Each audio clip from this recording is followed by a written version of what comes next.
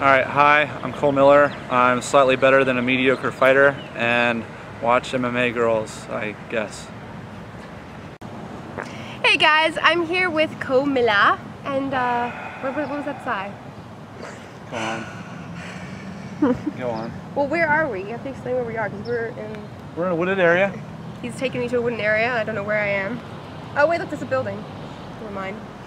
So where are we? We're at UC Irvine here for the IBJJF Brazilian Jiu-Jitsu Pan Ams. And you're competing? I am competing tomorrow. So now, what do you do to prepare for Jiu-Jitsu compared to like MMA? Obviously, MMA is more complex. I just stopped training boxing and kickboxing and no-gi and wrestling and strength and conditioning. You just stop everything? And then I just started training gi. That's what I did to prepare for this. And I got to do that for about a month, so that was good. Because you've been all over the place. You've been to New York, you've been to... Yeah, I'm on like a little journey right now. I started like training for it back at Florida American Top Team. And then I ended up going to Jersey to do a seminar for one of the schools up there. And I was like, well, man, I'm right here. I might as well just do like a mini camp with Marcelo Garcia. Yeah. You know, he got to train. I got to train with him a lot when he was with us at American Top Team, getting ready for his MMA fights. So, you know, we worked it out, and I was able to stay there for a week, and got some really good training and some top-notch instruction as well. And you know, went to Georgia for a few days, and you know, met up with one of my buddies, and now here I am. Yay! You were saying before you don't really get nervous before a lot of jiu-jitsu competitions, like Naga or like Nago's crits and stuff. Yeah, I think it's because people have a misconception, like they think that I started with jiu-jitsu, and I didn't. I started with MMA. I was like fighting like 4 months after training, and I didn't come from a jiu-jitsu school. And you know, I kind of just jumped into it head first. And I think that when you go from MMA to jiu-jitsu, it's like you can't even compare the two. You know, you can't compare the sacrifices that you make. You know, there's no punches, kicks, knees, and elbows coming at you. You don't have a lot of money and like the reputation on the line. At least I don't feel like it's like that. You know, and so you know, I paid to enter this. I didn't get paid to do this. You know? So it's just different. You know, the stress levels are much lower for this, and I get to do this for fun. I'm not doing this to, you know, make any statements or you know put food on my plate, you know, on my table. I'm doing this because this is what I want to do. You know, I want to do more gi. I want to do more, you know, martial arts specific things, and you know, I get some downtime in between fights, and you know, I make the most of it. Nice. And before fights, do you get super duper nervous, or you just get a little bit of anxiety and stuff? Like what? Yeah, like in the locker room, I'm starting to get more nervous. Like the more fights I have, but I mean, I don't feel pretty much anything until the weigh-ins. When I get to look at my opponent in the face, because you're usually really intense look during weigh-ins. into his eyes. That's when I get like that. Now I'm like, all right. That's when I start getting into the zone, and I'm like, I can't wait. You know, I get really kind of starting to get more and more anxious. The more fights I have, the more anxious I'm getting. But I used to just be like how I am for jiu-jitsu. It's like I used to be like that for MMA. Now, I hate to bring this up because I know you probably don't want to, but you had a tough loss against Wiman. Yeah. What goes through your head when you're fighting? Even if you're winning, like if you're winning or losing, like do you know that in the fight? Do you? Like what goes through your mind? Yeah, I had a real off night. You know, things didn't go my way. I don't think not one thing went my way in that fight. You know, I had about 3 minutes of fight in me, and then, you know, just didn't have anything else, and was a ground and pound dummy in a punching bag for the next 12 minutes. But you know, that's the way it is, and you know, just trying to establish more consistency in my game. You know, that's kind of been like the story. You know, win two, lose one, win two, lose one. And here we just did it again: win two, lose one. And you know, I get some momentum as soon as I create some leverage and some momentum. I just kind of, you know, something happens and I can't keep up, you know, the way I can perform, you know. But he had a better night than me, and that's the way it goes. So it's back to the drawing board again. Now, how do you know, overcome a loss like that? Like, what does it obviously it motivates you to work harder, or what? Well, I mean, I had some circumstances in the fight, but basically, like, I kind of just want to reevaluate some things. I'm really considering going down to 145. I'm one of the smaller 55ers. It's my height that keeps me being able to compete with these guys, and my you know, yeah, I know, right? And then, you know, my technique, I think, is up there with some of the top guys. I mean, I walk around at 165, you know, it's pretty small for a 55er. Yeah. And 45 is definitely achievable. You know, my brother makes it, and if he can do it, I know I can do it. I know some guys, like, freaking cut from, like, 190 to 155. Oh, yeah, like, for sure. Yeah, crazy. I mean, I train with some big monsters like Gleason T-Bell, you know. You know, there's guys out there that are really big, you know, 180, 190. Yeah. You know, and when these guys let themselves go, they can all get over 200. You know, if I wanted to let myself go and just eat twice a day, you know, or I mean, you know, not work out twice a day and eat, you know, 500, 600 a day, I still couldn't get that big. You know, I'd probably get like 173 at the most, and that's about as big as I can get. Speaking of food, what's your like splurge food? What like is the type of food that you would love to eat, but you know, it's like Chick-fil-A. Chick-fil-A. Oh, they don't have that here in California. I saw one though. Yeah. Like it's here. usually like a shopping mall if you see it like in a place that doesn't usually have. There's them. like none in LA, and it's so funny because everyone from Florida, when I see them, I'm like Chick-fil-A. Where's the nearest one? And we always like try and find. Yeah, Chick-fil-A, and I really like Dr. Pepper and sweet tea, and I just can't do it, you know. Yeah. But after a fight, usually because I eat so clean, one Dr. Pepper with all that high fructose corn stuff, I'll drink one, and like all the syrup and it just like hits the stomach, but it's worth it. Okay, now more fun stuff. Like what do you love about fighting?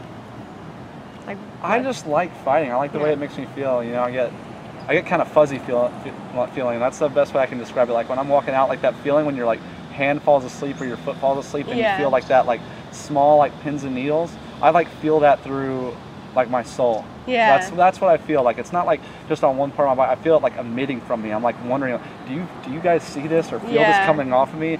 It's just, I don't know. It's just like I feel, I guess, most free when I'm fighting, and I like the struggle. You know, I like feeling the adversity. You know, it's not even so much overcoming it. You know, I like the idea that maybe I could overcome it, but I really like to feel that struggle. Maybe it's self-loathing. Who knows? But I mean, I really like feeling. You know, the pain, you know, I like to feel that kind of stuff. That's awesome, interesting. Now, if you weren't a fighter, what would you do? Like, if you couldn't fight, or like if that didn't end up happening, like, what? I mean, you're like nothing. There's only, I mean, once I started training, I was like, this is something that I'm going to do forever. Yeah. Like, whether I'm successful at it or not, whether I will be, you know, good, you know, average or mediocre, I was like, this is going to be a part of my life, and so this is what I'm going to do. But I mean, like, let's say something really horrible happened and I was, you know, paralyzed or something, I couldn't train or fight, you know, or like I lost 13 fights in a row and no athletic commission, you know, anywhere across the country would sanction me to fight. I'd still coach, but like if I couldn't do that, I don't know, I'd have to be in the gym. I would have to see people fight. I don't know what I would do. Maybe I'd just like run the business, like, you know, be a desk person or something like that. But involved some way. I have no interest in having like a normal career now that I've, you know, been involved in mixed martial arts and martial arts. Well, it's hard also when you're going for what you love to try and like even think about something like you wouldn't, you know, like you hate doing every single day. Yeah. So I'm too passionate. Like I always want to go after, you know, what it is that I want in life, and I can't see myself, you know, just doing something just to get by. Yeah. No, I'm the same way. Now I asked you this question because Cole and I interviewed you almost 3 years ago actually, at UC 86, and I'm gonna ask you the same questions because our interview was like very deep in like the Spike TV webpage, and I could post it on YouTube, but it's like such an old interview. It's kind of like we were talking about George Gurgel, and like, so I'm gonna ask you the same sort of questions. Like it's just fun questions. Like who would you fight, dead or alive? Do you remember your answer? Nick Nolte. There we go. I'd fight Nick Nolte. I still would. Yeah. How would you finish him? You remember your answer? Man. Well, I mean, I don't remember what my answer was, but right now the way I'm thinking about it as my game is, you know, progressed, I would like to reverse omoplata him until his shoulder ripped off. You have a vendetta against Nick Nolte? Yeah, I just don't like his face or something. I don't know. And just something twisted looking at him. What's going on with that guy? Okay, and then also more fun stuff. Like what, you know, for your fans to know, like what are your favorite movies? Yeah, I like 300. Cinderella Man is one of my favorites. You know, I cannot, you know, stop sobbing when I watch that movie because I mean, I don't have like a family. I'm not in the middle of the Great Depression, but I can relate to the struggle, you know, and the hardships and the sacrifices that people make, you know, to pursue their dreams. I can relate to the, you know, family backing that person up, no matter how, you know, deep it puts them and stuff like that. I can relate to, you know, people supporting you and being behind you 100%. I like everything. I like The Notebook. I like romance comedies and stuff like that. I was gonna say that's a personal favorite of mine. I can't help it. I like a broad spectrum. I like, you know, the typical 300s. You know, I really like Gladiator a lot. Russell Crowe's awesome. Yeah, I know he is. He's awesome. I love Cinderella Man too. I was wanted to see if you were going to say The Notebook, because he said The Notebook last time, and I thought he was messing with me. No. And so I was making sure. I was testing. This is all a test. I had it on DVD, and I just like scrapped it just so I could get the Blu-ray. Yeah. Also, you play a lot of video games. So what? Yeah, some video games. I like Street Fighter 4. You know, I like all the Call of Duties. You know, those are pretty big. I never really got into the Halos. I don't like any like futuristic type gaming, but you know, I'm trying to think of something else that I really enjoy. Also, you do a lot of, like, do you still do triathlons? I didn't do a single one in 2010, and that really bothered me. So I'm gonna get back to doing that this year. Tri-season here is about to start. They usually start about April. They've had a couple like pre-season smaller ones that I didn't end up doing, but this year I'm gonna start doing them more again. Probably just like some small sprints, but I know that there's a half Ironman going on back in my hometown in Georgia. They do one every year in Macon, and I think that's July, I think is when they're going to do that, and that's what I want to shoot for, is do a half by June or July. Oh, cool, very cool. Yeah, it's super tough. And then I want to do a full Ironman 2012, if the world does not end. Kind of going back to like fighting, is there any fighter out there who you're like, I don't want to say in love with, but like a fighter that you like watch? I say that and yeah, like, funny. I mean, I've always been into like Nick Diaz, you know, I like the way that he thinks, I like the way that he fights, I can tell, you know, and I've trained with those guys a lot, and those guys are really smart, you know, with how they think about fighting, and you know, I can appreciate good work ethic. You know? My brother Micah Miller, he's awesome. I support him a lot because he's my brother, but you know, he's really growing into being a more mature fighter, and you know, he doesn't just like do, you know, what I think or say. He's kind of branching into his own person and really growing into, you know, before he was like in a more adolescent stage of his mixed martial arts game, but now he's like being into like his adult stage, you know, and he's really grown a lot, and I like to watch him fight. I like to watch him train. I like to train with him. I learned a lot from watching him compete. You know, I like guys like Carlos Condit, Miguel Torres. You know, these are all like kind of taller, lankier fighters, you know, like myself. But I guess I relate to them, and I like the style. You know, it's like they don't spend too much time wrestling. You know, that should be used as like a means to an end. You know, get it. You know, either keep it standing to where you can finish the fight, or take it to the ground where you can get to the fight. Not as like a method of clock control or something to score points. You know, with the judges. But you know, I like the guys that really spend most of their time on the feet or on the ground. You know, not that in between, you know, middle portion, or not trying to confuse these judges and then thinking they're fighting all over the place, but really they're fighting nowhere in particular. You know, so these are the fighters I like to watch. You know, Minotauro, BJ Penn is my favorite fighter. You know, I always liked watching him fight. Still do. I still like pull up his old fights. You know, I like the way he thinks and his, you know, philosophy on fighting. I think he's really got it together too.